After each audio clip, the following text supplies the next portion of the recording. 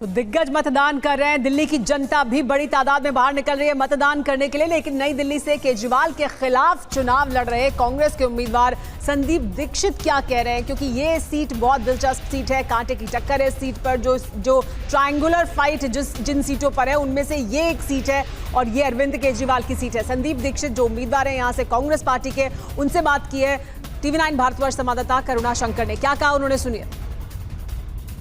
और देखिए संदीप दीक्षित जी हमारे साथ है। सर अभी आप अंदर गए थे, आपने देखा कैसे मतदान चल रहा है? सर कम है, बहुत कम है, 10% से भी कम वोट है, तो आशा करूंगा लोग निकलेंगे। संदीप जी कितनी उम्मीद है आपको इस बार?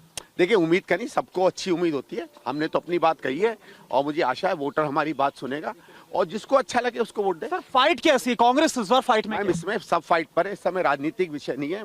आज वोटर का दिन है, वोटर को वोट करने दीजिए। आम आदमी पार्टी और बीजेपी एक दूसरे पर गुंडागर्दी का, भ्रष्टाचार का आरोप लगा रही है। सर देखिए ऐसा ये सब हो चुका है। अब लोग आपस में क्यों एक दूसरे पे लड़ रहे हैं, क्योंकि दोनों इस एक्टिविटी में लगे हुए हैं। तो संदीप दीक्षित जो कि कांग्रेस के उम्मीदवार हैं नई दिल्ली विधानसभा सीट से, उनसे हमने बात की। कुल मिलाकर उन्होंने बोला कि आज जो दिन है वो मतदाताओं का दिन है और अगर रही बात मुकाबले की तो सभी फाइट में खैर देखना होगा कि जो नई दिल्ली विधानसभा सीट की जनता है वो आज क्या फैसला करती है।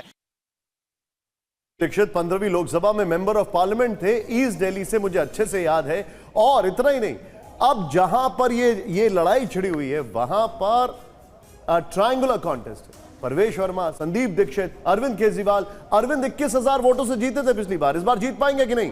अब आप दो तस्वीरें देखिए। वोट का महाकुंभ में अलग अलग तस्वीरें आपके सामने आ रही हैं। यहां पर महाकुंभ में मोदी, प्रधानमंत्री मोदी वहां पर जाएंगे और ये देखिए सतीश उपाध्याय, इन्होंने अपना अपना वोट डाला है। अभी रमेश बिदूड़ी पूजा करते हुए दिखाई दे रहे थे। ये तस्वीरें आपके सामने हैं और इंटरेस्टिंग होगा ये देखना कि आज वोटिंग कैसे होती है। वीरेंद्र सचदेवा, इनके ऊपर बहुत बड़ी जिम्मेदारी है। क्या ये डार्क हॉर्स साबित होते हैं?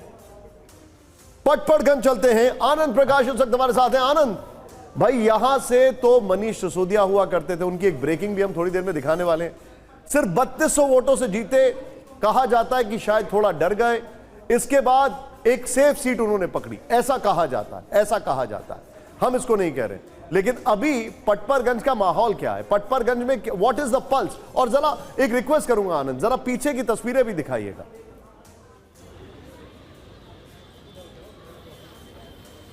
जी बिल्कुल, हम अभी पटपड़गढ़ में मौजूद हैं और आप देख रहे हैं, तस्वीरें हम आपको दिखा रहे हैं। यहाँ पे वोटरों की लाइन सुबह से ही लगी पड़ी है और यहाँ पे जो वोटर है वो लगातार आ रहे हैं। आप देखिए तस्वीरों में जो वोटर्स हैं उनका आना यहाँ पे रुक ही नहीं रहा है। एक बड़ी वजह ये भी है कि जिस पोलिंग स्टेशन पे हम खड़े हैं वहाँ पे 16 बूथ है। शायद ये भी एक वजह है कि यहाँ पे लगातार जो वोटर आ रहे हैं, अपने मताधिकार का प्रयोग कर रहे हैं और उसके बाद यहाँ से जा रहे हैं। और जो बात आपने की मनीष सिसोदिया की, जाहिर तौर पर पिछली बार उनका जीत का मार्जिन बेहद कम था, हालांकि लगातार तीन बार यहाँ से जीत चुके थे। और जीत के मार्जिन की एक वजह जो कम था, साथ ही साथ जो उनके ऊपर गंभीर आरोप लगे शिक्षा मंत्री के नाते और साथ ही साथ शराब घोटाले के जो आरोप लगे, यही वजह है कि उन्होंने यहाँ से अपनी सीट बदली और उनकी जगह आम आदमी पार्टी ने अवध ओझा को दिया।